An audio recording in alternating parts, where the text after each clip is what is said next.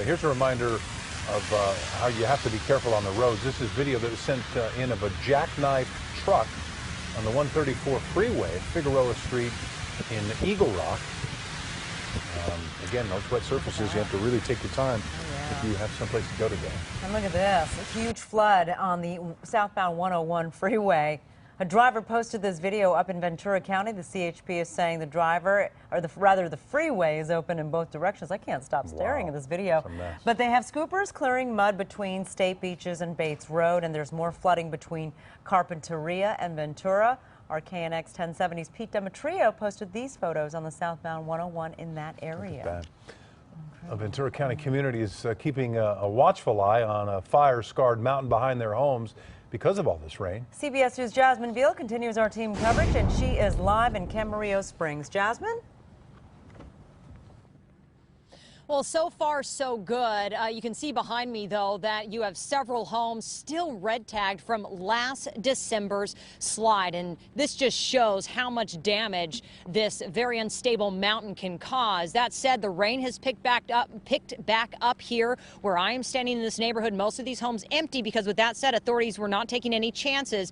Dozens of these homeowners told to voluntarily evacuate until about 6 p.m. this evening, unless this rain increases more than about a ½ inch an hour, and that's when these people will be forced out, and we will increase that to mandatory evacuations. I spoke to one man who spent the night in his RV with his wife at the golf course because he just knows how unstable this mountain is in reference to that slide from a year ago. With that said, I spoke to the battalion chief with Ventura Fire, and he said all of the preemptive measures and the storm drain cleaning have done well so far. I'll send it back to you. All right. We are getting some video in from viewers. Look at this. This is coming in from Adam in Ventura. He was driving on Channel Street, where you can see just how high the floodwaters are there as he tries to get through them. Well, there are some major concerns about mud and debris flows near the Colby Burn area. CBS 2's Cara Finnstrom continues our live team coverage in Glendora. Cara, how's it looking out there?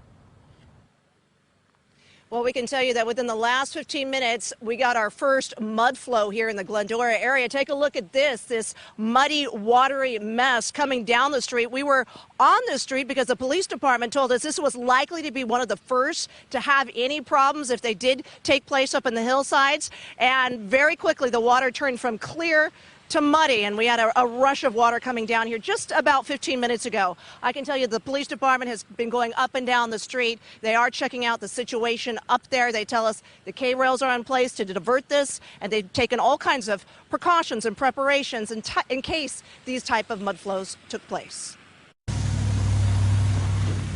Heavy equipment moved into place early as rain soaked Glendora. The worry, too much rain too fast, might cause hillsides ravaged by fire to come down. The county put about a ½ excavators at potential trouble spots. Their job is to quickly scoop out debris that clogs washes and culverts so they don't overflow.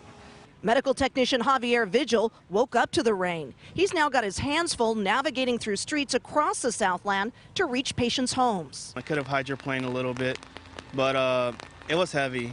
It was really heavy. At police headquarters, officers are tracking the storm closely, ready to move resources and sending patrols to the streets hardest hit. We caught up with the chief.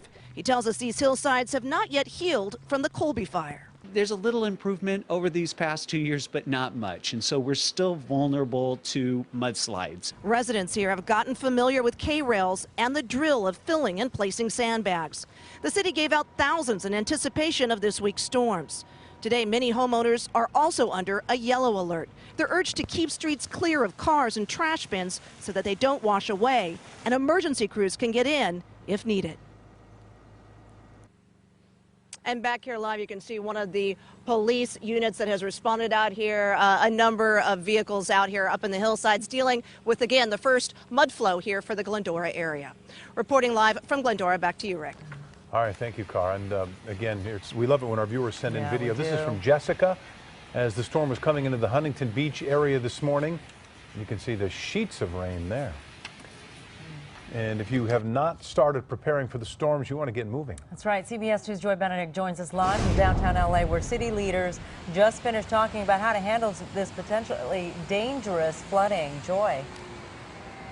That's right, Sharon. Rick, we are live in front of the Emergency Operations Center here in downtown Los Angeles, where the mayor, the police chief, the fire chief all spoke about what they've done to make sure the city is safe. They have cleaned out the gutters in and around the city. Emergency management crews are on high alert. They are fully staffed, and they are asking that you do the same thing. Clean out your own gutters. Make sure your car is in tip-top shape, because even though you may step outside and say, oh, it's not raining that hard right now, that doesn't mean you don't need to take this storm seriously.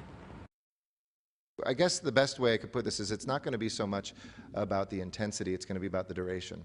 It's not at any one moment that we're necessarily anticipating to be so strong that the city stops, but it's over this week that it is not going to stop having some rain. So the ground just won't be able to absorb all of that. In our hillside areas, building and safety and housing inspectors are ready to go in there, inspect to make sure that our homes are habitable. And in a multiple day event like this one, traffic will be a huge issue in Los Angeles. So I would ask people, please limit your trips. If you can stay at home, do so. And speaking of traffic, if you do see standing water, you are, of course, asked do not drive through it. Rick, they have 7 water rescue teams on staff right now here today, but of course, firefighters don't want to have to use them. All right, thank you, Joy. And some of you have sent in your photos of the storm. Stephen in Koreatown posted this picture of some bikes getting drenched. Mimi snapped this photo on the train into L.A. from Bixby Knolls. And how about look this? At this guy. This is Miko's dog dressed up in rain gear for this stormy Tuesday. I need to get that rain gear for Hudson. Yeah. Well, of course, we want to see your pictures and video of the rain on social media. Just use the hashtag CBSLA.